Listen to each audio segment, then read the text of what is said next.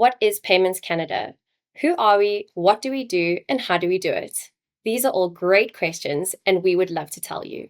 Paiements Canada is a public purpose organization, and contrary to popular belief, we are not a crown corporation and we are not funded with government money. Instead, we are funded by our 109 members through membership dues and fees and transaction costs. We were created as a statutory corporation by Parliament in 1980. Paiements Canada runs the systems that financial institutions use every day to clear and settle payments. Those systems are the ACSS and the only high-value system in the country, Links. We also have the much-anticipated RTR system. When I say clear and settle payments, we are talking in the region of $476 billion every single day.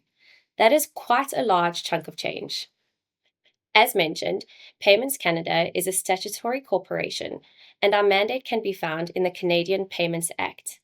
If you were to go and take a peek at the Act, you'll notice our legal name is the Canadian Payments Association, and in our rules we are referred to as the CPA or the Association. The Canadian Payments Act is our enabling legislation, and everything that we do is governed by this Act.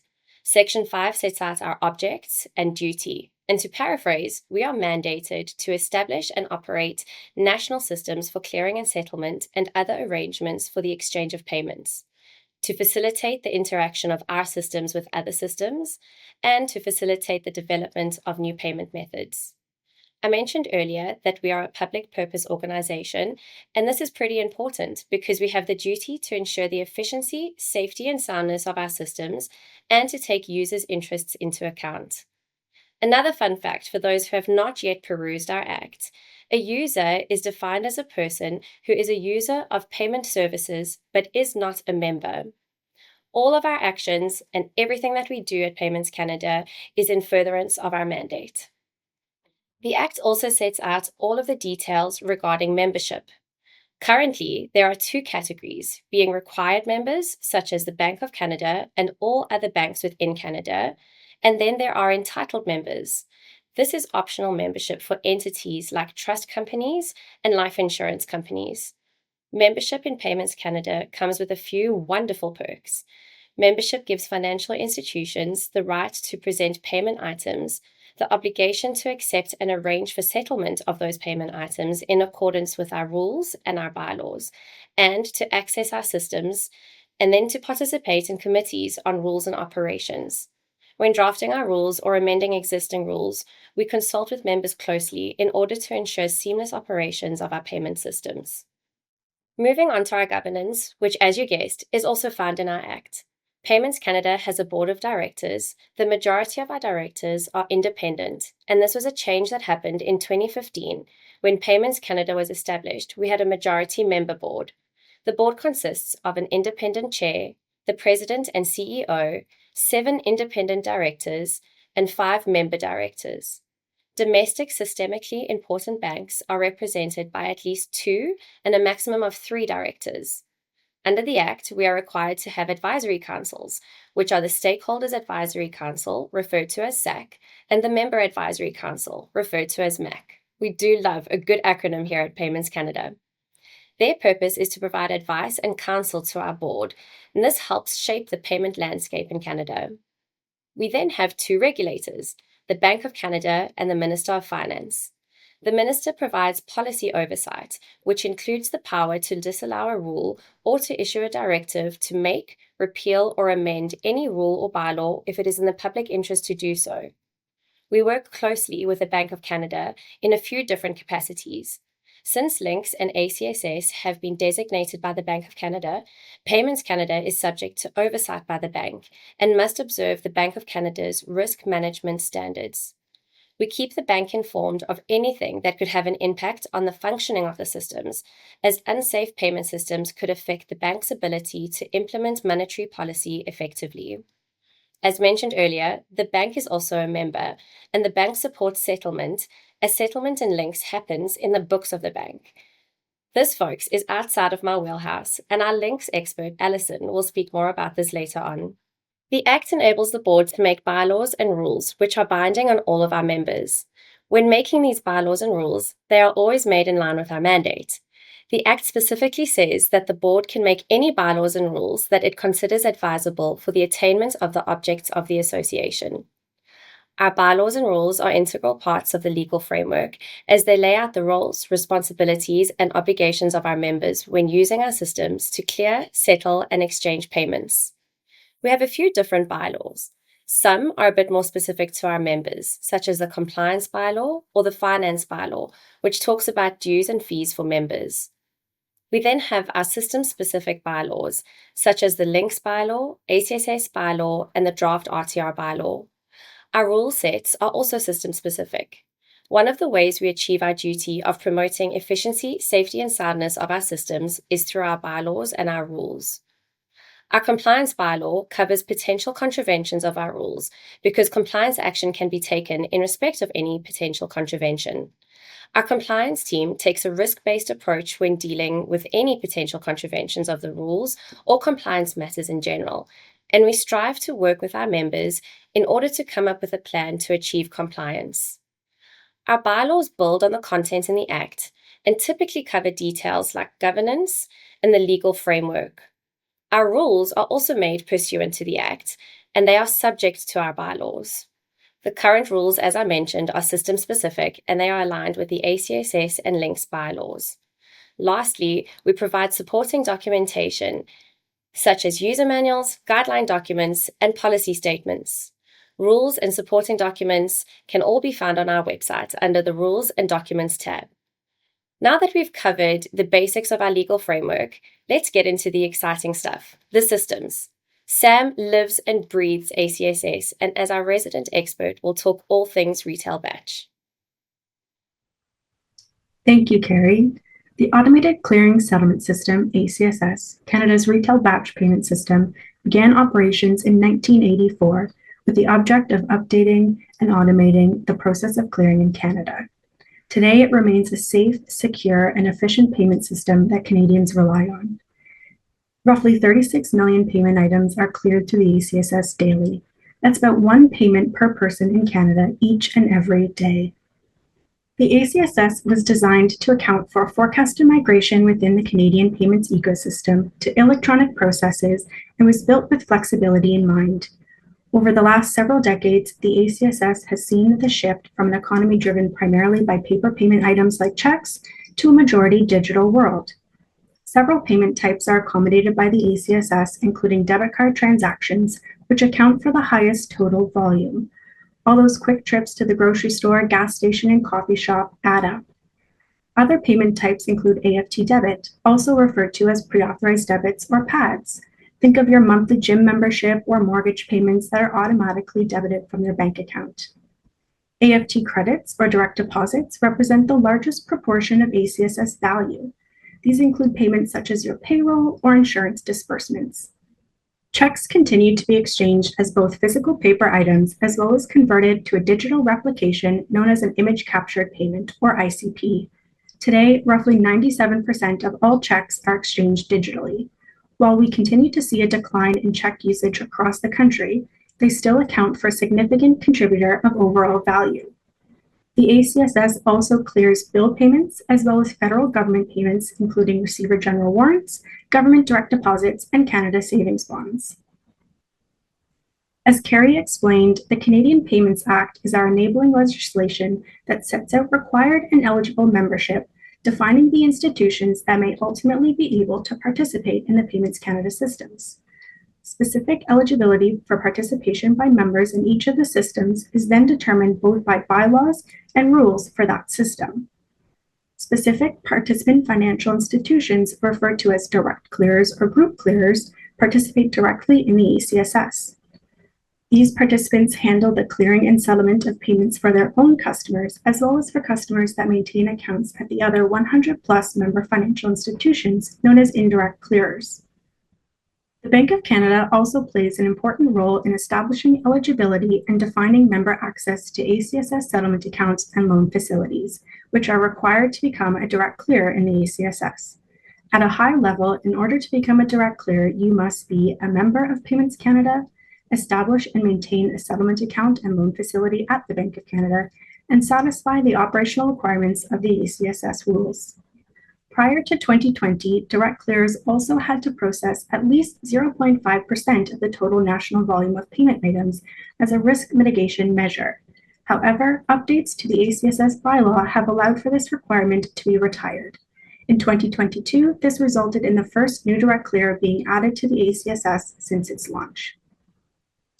As Kerri mentioned earlier, the Bank of Canada also plays a number of roles as it relates to the ACSS. Not only do they act as an oversight body, but as a participant and a redemption agent on behalf of the Government of Canada. The life cycle of a payment can be categorized into 3 stages: exchange, clearing, and settlement. In the ACSS environment, exchange happens outside of the ACSS application, yet is covered by the legal framework. Paper items that are accepted on deposit at branches and ABMs throughout the country are transported via courier to one of 6 regional exchange points. Electronic items are exchanged via the CPA Services Network, the CSN, or through other private telecommunication networks. The CSN is used to facilitate bilateral payment file exchange of AFT, EDI, and ICP files.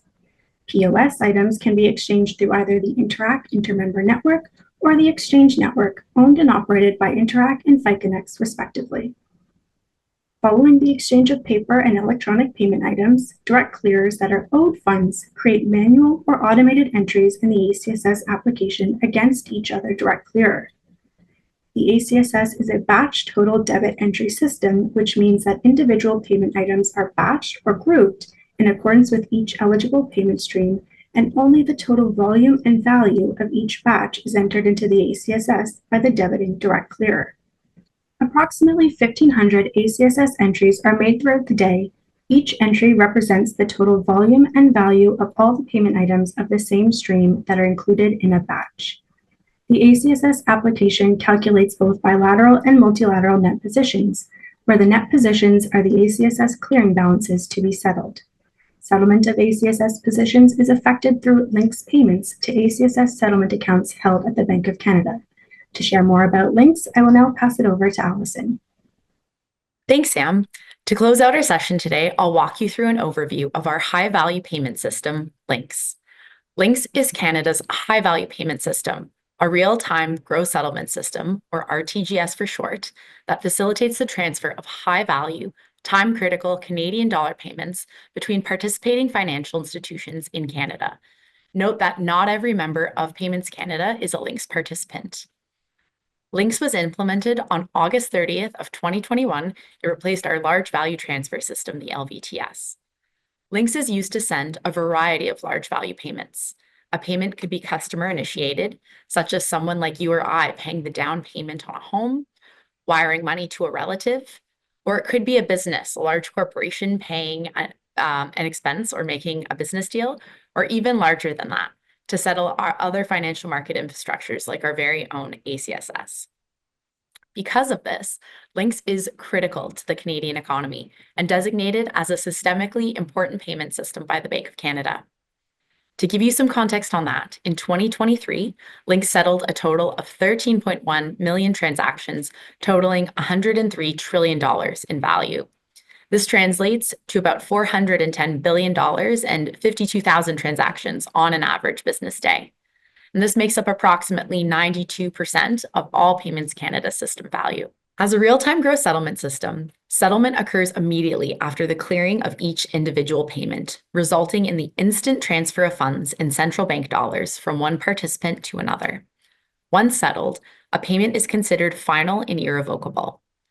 This is made possible through the pledging of collateral, because each participant must pledge eligible collateral through the system to the Bank of Canada, essentially providing a guarantee on the payment to negate the risk of default. Now, the pledging of collateral can get expensive.